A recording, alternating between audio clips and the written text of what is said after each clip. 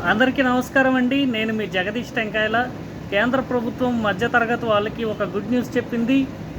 12% జిఎస్టీలో ఉన్న వస్తువుల్ని 5% స్లాబ్లోకి తీసుకొచ్చే ప్రణాళికను రచిస్తుంది.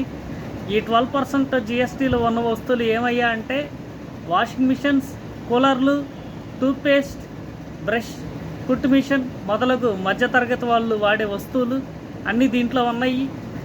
ఈ 5% స్లాబ్లోకి తీసుకురావడం వల్ల ఈ రేట్లు అధికంగా తగ్గి వినియోగం పెరిగి కొనుగోలు శక్తి పెరిగిద్ది, తద్వారా దేశం ఆర్థికంగా బలపడిద్ది అని ఆలోచన.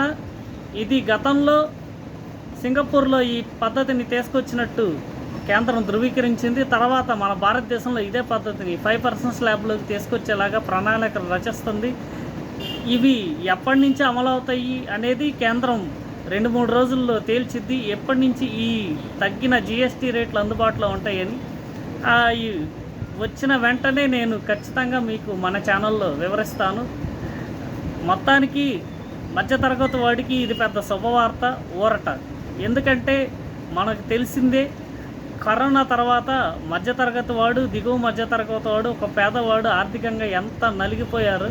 వాళ్ళందరికీ ఇదొక మంచి వార్తని నేను భావిస్తున్నాను. ఖచ్చితంగా ఈ అమలు ఎప్పుడనేది ఖచ్చితంగా నేను మన ఛానల్లో చెప్తాను. Thank you.